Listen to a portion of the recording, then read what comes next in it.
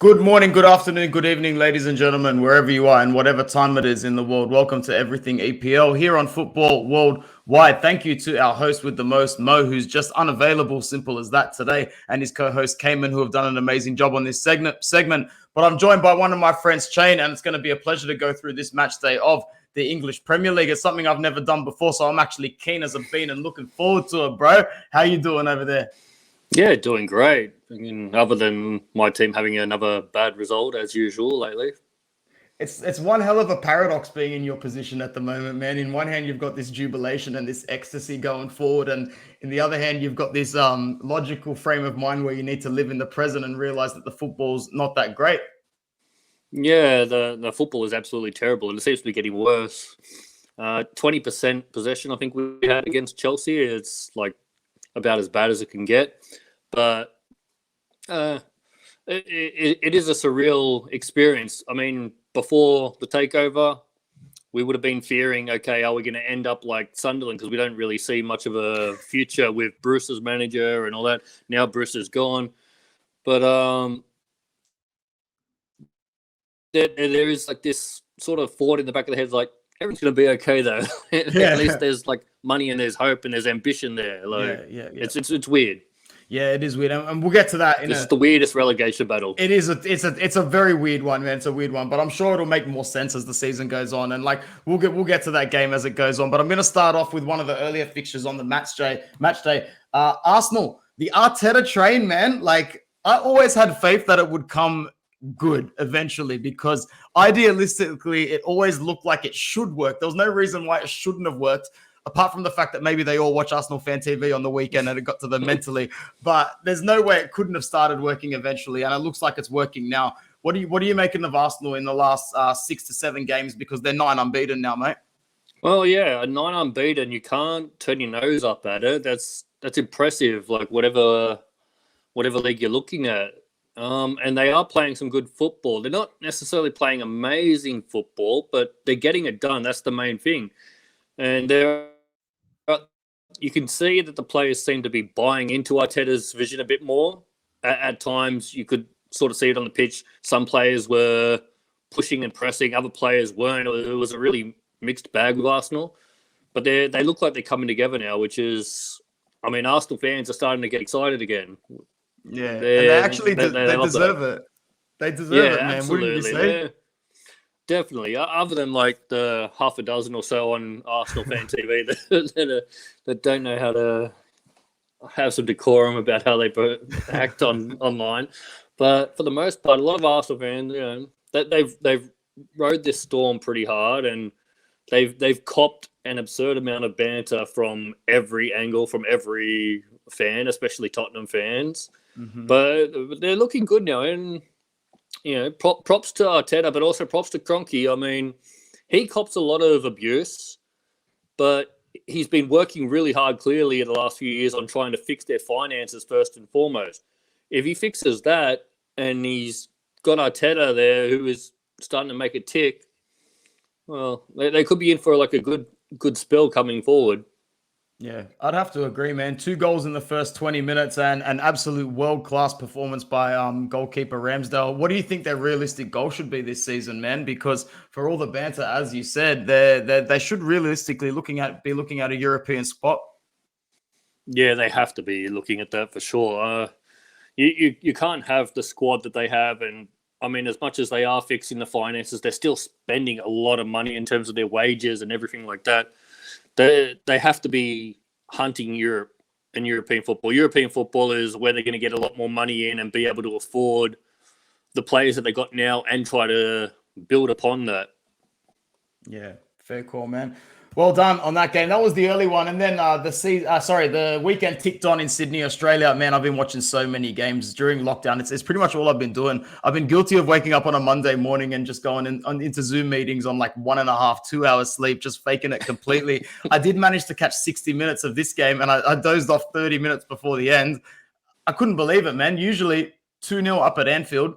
Cheyne, you'd think it's all done and dusted, to be honest, but an unlikely comeback for Brighton, who are really starting to stick out and do well this season. Henderson and Mane cancelled out by a Merpu chip, who just really caught Alisson off guard on the line, and then Trossard sent the cop completely quiet. What did you make of this game, bro? It was a weird one.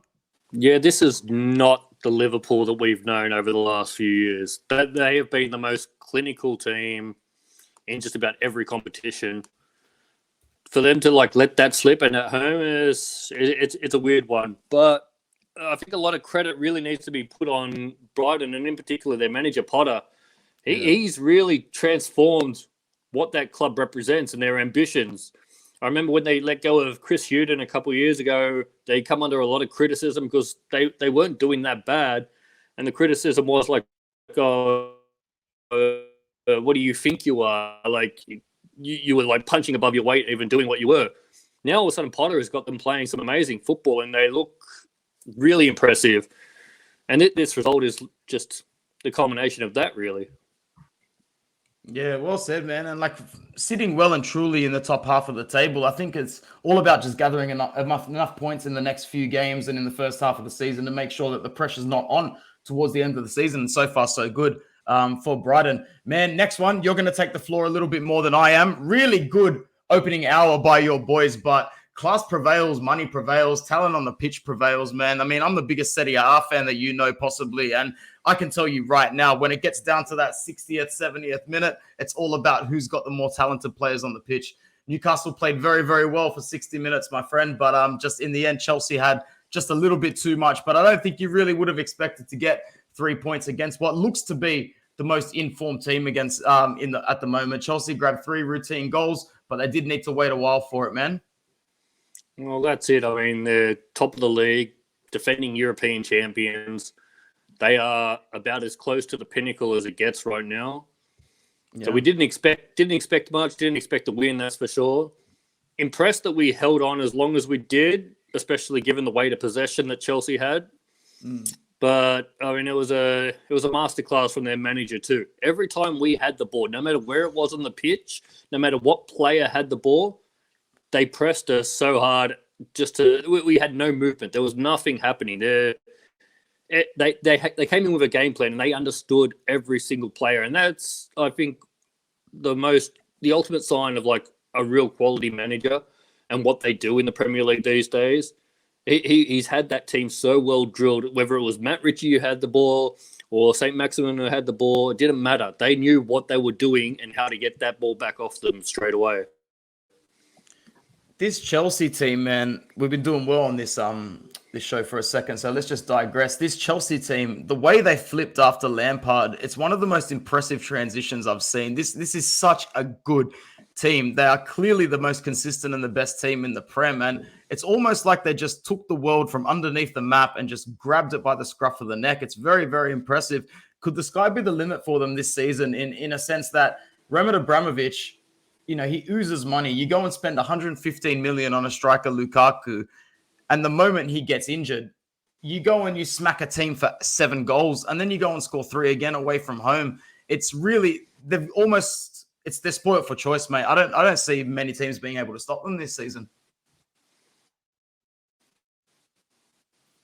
Yeah, I caught it before the season that I thought they would win it. And nothing is changing my mind at all. As the season goes on, it's just confirming it to me. Everybody is standing up. Everybody has completely embraced the manager's vision and how he wants to play football. And he's clearly top shelf manager, as good as it gets right now. And everybody that's in that squad is pushing themselves to their absolute limit. The football is amazing. If you're a neutral, you can't help but enjoy watching Chelsea play. 100%, man. 100%. All right, going on to the next game. Shock of the round. Easiestly the surprise of the round, man. Laporte grabs a red card and Zaha and Crystal Palace run riot to get a victory. Honestly, this was the biggest shock of the match day. Man City going out pretty much the same week that, they go out of the Carabao Cup for the first time under Pep. I guess my 2 questions for you, Cheyne, was this just one of those days for Manchester City, or is this the signs and the cracks and basically the start of the end for Pep Guardiola? I mean, with all due respect, I'm not trying to say it out of any banter point of view. You can just sort of see when the time is up and when the peak is up. Would you agree? Yeah, I think so. And I mean, it's a little bit also that so many people have been saying it too. Everybody's been talking about Pep's not going to last much longer there at Man City. People have been talking about who's going to be the next boss. Is Pep going to go to this team or that team? That kind of been going on since like the end of last season, and it not affect the team a little bit as well. There seems to be a bit of unsureness going on at Man City. They don't know. They don't look the same. They don't look the same. That's the bottom line. But I don't think we should really discredit Crystal Palace too much here too, because Patrick Vieira has got this team playing football that nobody expected them to be playing under him. Nobody expected them to be playing this sort of football at all. They've got like a really good squad there, not necessarily any X-factor players, but there needs to be a lot of respect on Vieira and what he is doing. Like the players are bought into his vision, what he wants them to do. They're playing the best football they've played in years. I mean, under Hodgson, they didn't really have any sort of tactics. It was all just go out there, work your ass off. I'm enjoying watching Palace play, and it's good for their fans. They have a very loyal and passionate fan base. I think everybody who knows the Premier League knows of them and respects them and who they are as a fan base. So it's good to see what's going on there for them. 100%, man. Zaha with another really good game. Second win of the season for them. First in 5, but also unbeaten in 5. So real perfect mid-table form from Crystal Palace, man. And if they end up in mid-table again at the end of the season, I think that's a win for most of their fans and well-deserved pretty much, as you said. Low-key, very entertaining game of the match day, man. 3 really good goals in the first half here.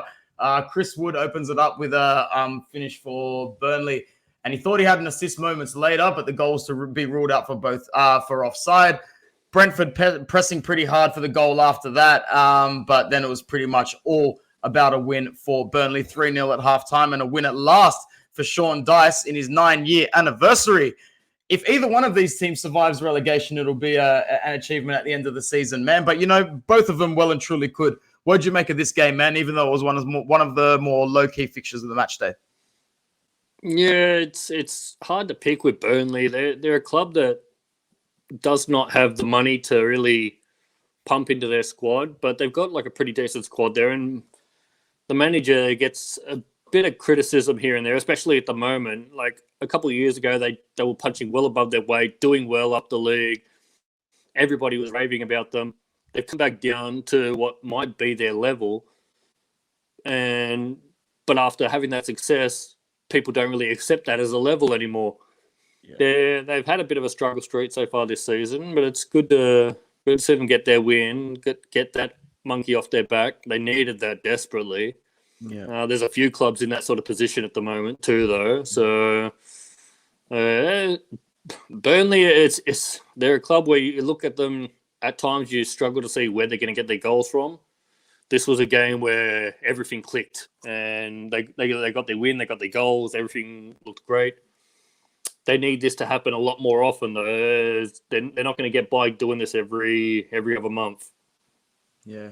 They just might end up the best of a bad bunch this season, bro, to be honest. Next game, oh, man, this dude again. I know how much you love him, but more importantly, this was just El Sacico. It was just which manager decides who wants to get sacked the fastest this season.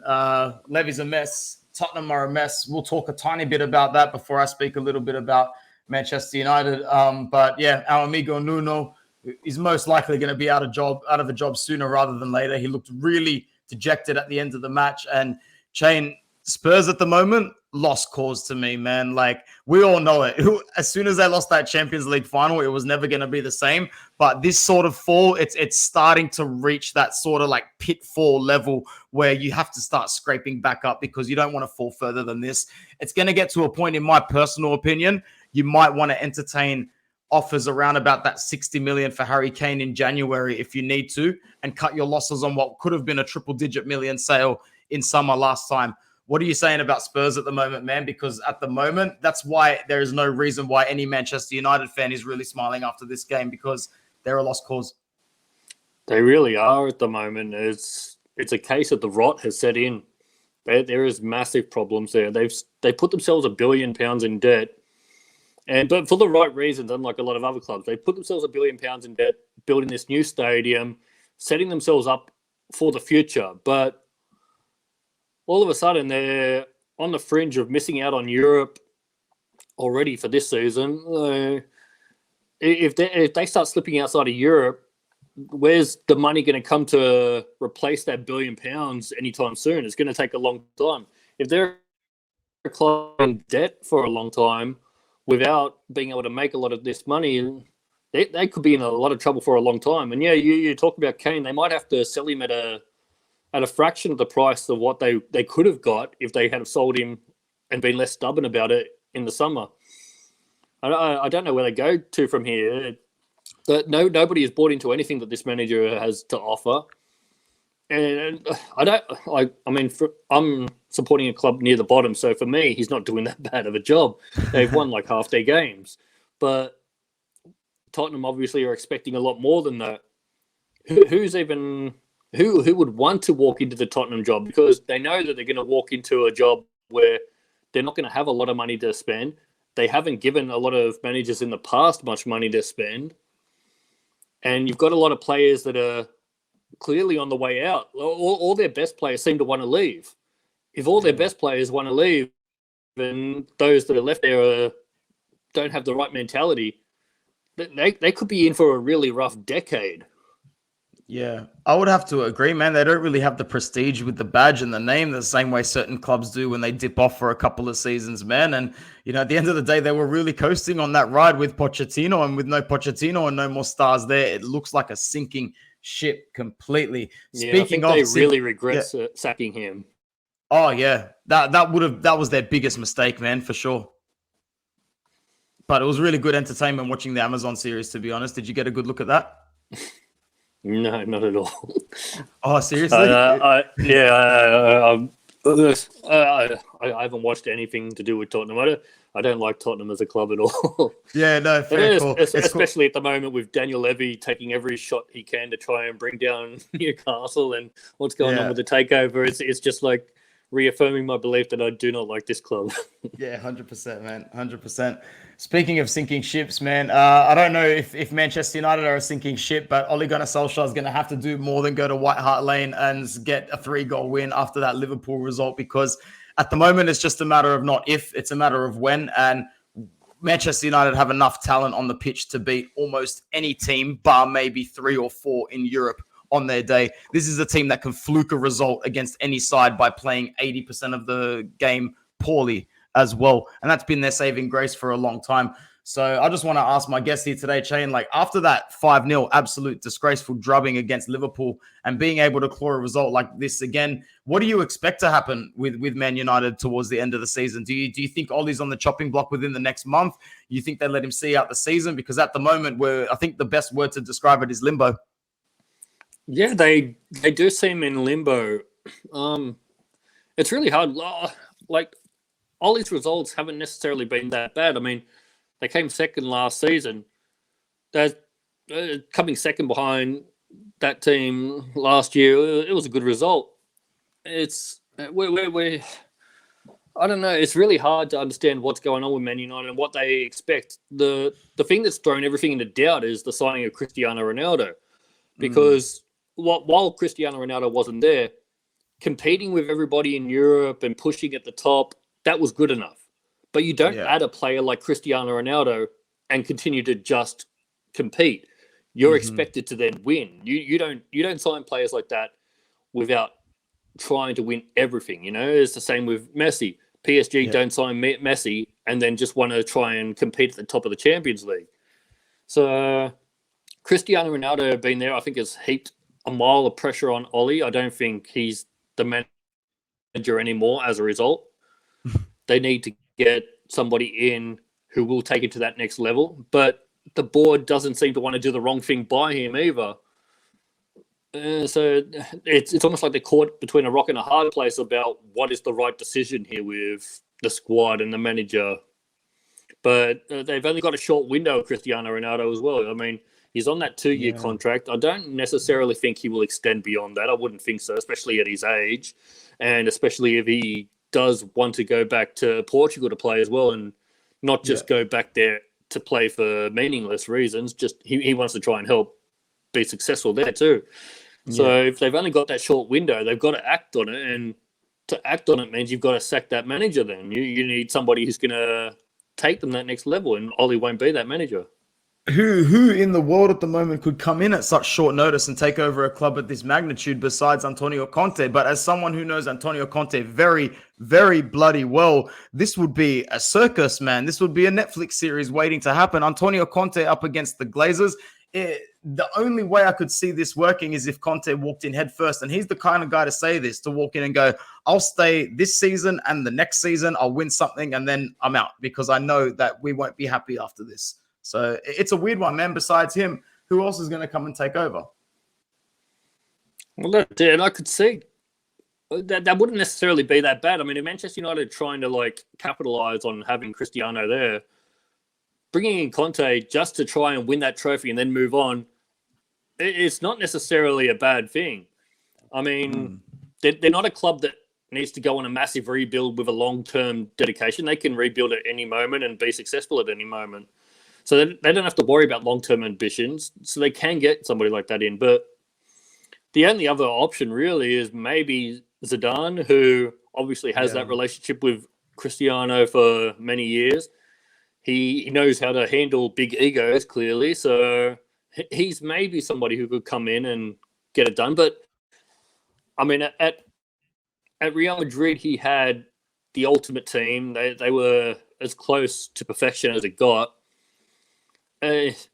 We don't necessarily know that, you know, he's going to walk into Manchester United and are we going to find out that, maybe he wasn't that good of a manager after all. Maybe it was more to do with the players back then. Yeah. It'll be tough. Man. I honestly, I see them giving him as many chances as they possibly can. With a tough fixture against City coming up, I know a lot of people are saying if he loses that, it's all over. I think it's more so if he loses that, then he gets one more chance after that, because I don't think you can really sack someone on the back of City, although we've seen some stranger things happen, man, to be honest. This game, what a peach. Did you have something to add about what I just said before we move on? No. No? All right, sweet. This was an absolute peach of a goal, man. It was an absolute pearler. All finesse, off balance, feet glued to the ground, everything very, very classy. Southampton get their second win of the campaign and puts them in a much better position going into November because they got a couple of tough games coming up at the back end of the month. Anything to add on this game, man? Another low-key fixture on the match day. Yeah, this was already a massive 6-point affair for both these clubs. This is the sort of game where you expect in April, if they meet, and it's close to a relegation battle, it's big 6 points. For this to be like this already for both these clubs, it shows where they're at and how long this season is going to be. It was a massive result for the Saints. And I think they desperately needed it too, because I don't know that they've got a lot of wins in them this season. Nah, me either, man. Like that mid-table to bottom-table grind is going to be a very real thing at the end of the season, man. It really does get more entertaining than the top half of the table come April, May sometimes. Bro, real talk. Is there any team looking more confident, looking more self-assured of themselves and who they are on the pitch in the Premier League than the Hammers, man? Honestly, 6 wins this season, 4 in their last 5. Their squad looks energetic. They're switched on. There's all these stupid people saying out there, if David Moyes never coached Man United before, he'd be the first one in line to get the job now. But honestly, all that being ignored, big up to West Ham, man. They're doing what they showed they were going to do in the last couple of seasons, albeit they showed form like this in the last couple of seasons. But I think this is the season where they consistently maintain that form for a longer duration of time, and they might actually feel pretty confident welcoming Liverpool to them next week. Yeah, I think they're going to be very confident that they can get the win. They're not going to look at Liverpool like a game. They're like, if we defend tightly, we can get a point. I think they will absolutely be thinking 3 points is on here. They're as impressive as anybody right now. They should be in the Champions League. They really bottled it last season, missing out on that spot. I think the way that they're playing now, though, they're as good as it gets. It's incredible. When Moyes walked into them, there was talk of relegation that season. They were like at the bottom, really struggling. They went on an instant rise and it hasn't stopped. The ride is absolutely going with them. They don't have any X Factor players at all, really. Lingard came in on loan last season and he became that X Factor player, which almost got them into the Champions League. This season, everybody is just switched on. Every game, they're all working together as a team, as a unit. They're extremely well drilled. We're seeing that Moyes is actually a brilliant manager. He is. I mean, you touched on it with Manchester United. Things didn't work out there, but he walked into the world's toughest job, and he may not have been right for it at the time, but you've got to give him credit for what he's doing at West Ham. It's incredible. Yeah, it really is, man. You got to call a spade there. And Rafinha and Rodrigo, these two boys look absolutely on point. There's no reason why they can't really fight for a European spot all the way to the end of the season, man. So big up to West Ham. I actually think they're going to show a lot of promise towards the end of the season. It's going to be so competitive, especially when we get to the end. Leeds got a 2-1 win away to Norwich. More heartbreak for Norwich in what was a crazy 5 minutes, man. Sorry, Rafinha and Rodrigo is what I was talking about in the next game, man. But really crazy 5 minutes, bro. Straight away, goal for Leeds, equalizer for Norwich, but not to be. Norwich, man, they must be your second favorite team at the moment because it's the only thing that's keeping you off the bottom. But when I watch them play, no real hope, no real momentum, no real anything. You can always tell who the cellar dwellers are going to be, and it's going to be them, bro. Yeah, they are the ultimate yo-yo club in purgatory. They are too good for the championship, and they are not anywhere near good enough for the Premier League. And they don't have the money, and they're not willing to risk their finances to try and push up and buy players and improve their squad. They're in a tough spot. They're going to get relegated. I mean, it's as simple as that. Like, you can't see how they're going to survive. They're in a position where they could add almost anybody to their squad in January, and you would not feel any more confident about them staying up. But I mean, it's got to be hard for their fans. I mean, they know they walked into the season knowing that it was going to be a struggle, but right now it looks as bad as it can get. I mean, they've got 2 draws. Probably lucky to have had them. They don't look like they're capable of winning a game. They look like they're going to potentially break the record for the worst points haul in a season. Yeah, they could very well be, man. They look like one of those sides. They just look really, really poor. And the longer it goes on, just the harder it is to gain any sort of momentum or confidence. A couple of stats to look at before we wrap up, man. These are some of the key players and key men who are putting up the big numbers. What are you making of Salah's season so far? Just absolutely showcasing himself as pretty much one of the top players in the world, right? Yeah. On the way that it's going, you can almost put your finger on it and call it for next year as a Ballon d'Or award. He is the best player in the world right now. There's nobody that can stop him. He's phenomenal. He's doing it all. It's just electric. He's the greatest one-season wonder of all time. Man, if you're Liverpool, you want to be getting the best deal possible for these guys when they leave. The way Jurgen Klopp has kept these guys like Mane, like Firmino, like Salah, all in tip-top form. You could get players like Milner, Henderson, anyone from midfield. And the thing is with Liverpool is you can't be so, how can I say it, so sentimental in a situation like this. There's going to be a situation in 12 to 18 months' time, Cheyne. They're going to have to cash in. Don't hang on to these guys too long. Get your 50 million for Salah, get your 40 million for Mane. If you need to get 15 million for Milner, if you need to get 25 to 30 for Henderson, if you need to sell your players, get good money, because the way they lost Wijnaldum for nothing to Paris, they're not the only team to lose a player for nothing in the offseason, but they're in a situation where they could make bank for a bunch of players at the back end of their career.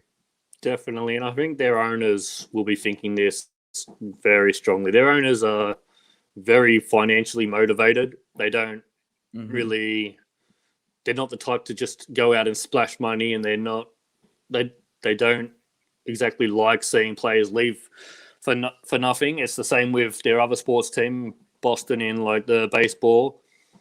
So I'm expecting they're going to be pushing Klopp to cash in on them sooner than later, I think.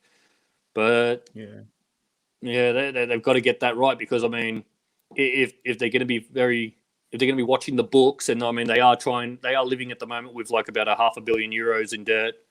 If they're going to cash in on these players and they're going to want to try and maintain staying at the top, they're going to have to get the players in very, very right as well. Otherwise, they could find themselves in a bit of a sticky situation. Yeah, transitioning is not easy in this day and age, man. Definitely Yeah. not. Bruno Fernandez, man, is he going to be the next assistant coach of Man United because Ronaldo is going to be the head coach soon? Is that what's going to happen? But more importantly, man, I watch him play all the time. He makes a lot of mistakes throughout the game, and I remember watching him when he played for Sampdoria in Serie A. Now you're looking at a good 8-9 seasons ago now before he went to Portugal, but he's just that sort of player where he can just produce something out of nothing. So, what's your honest opinion on Bruno Fernandez? Yeah, he is one of those players. He's a luxury player where he might do nothing for big stretches of game and he'll make some bad mistakes, but when he makes something happen, he makes something special happen, and he's an X factor that will win you games off that. You said it earlier about how they could play badly, Man United, for like 80% of the game and still get the win. He's a shining example of why that is. Yeah. Yeah. Pretty much, man. Bro, the fixtures are coming hard and fast. International break. There's a few good games coming up sooner rather than later, but I'll be talking about it on another episode. I just want to thank my guest, Cheyne. And to be honest, man, with the fixtures coming up with Newcastle, when do you see them starting to pick up momentum this season, man? You think it's going to be before Christmas time? We're in for a rough period. We need some during November and through to the first week of December. We've got like a few winnable games, and we desperately need this new manager to come in, whoever it's going to be, and fixing how we play football and getting a couple of those wins. If we don't get those 2 or 3 wins by the first week of December, we then have an absolute horror run of games up until New Year's. All of a sudden, we could be in a position where it doesn't even matter what sort of players you get in. You could be too far adrift. I don't think we're going to be quite at that point, but speak to me again in a couple of weeks. My mind might be completely different on it because if we don't fix a few things and get some wins soon, we're going to be in a lot of trouble come January. And I mean, if we're in that position, all of a sudden the sort of players we can get in is going to be extremely limited because there's going to be a lot of players that are going to think, okay, yeah, they're a club that's going to have a lot of money behind them. There's a big future, but how long before they get back up to that sort of level? Like, I'm not going to be a part of like the success train because it's going to take 2-3 years minimum to get in. So why do I ever want to go there? Yeah, exactly, man. I would have to agree. Bro, thanks for coming on to Football Worldwide today, and I can't wait to chat with you again. Yeah, no worries. Thanks for having me. Anytime, man. From all of us at Football Worldwide, we will speak to you soon. Take it easy. Ciao, ragazzi.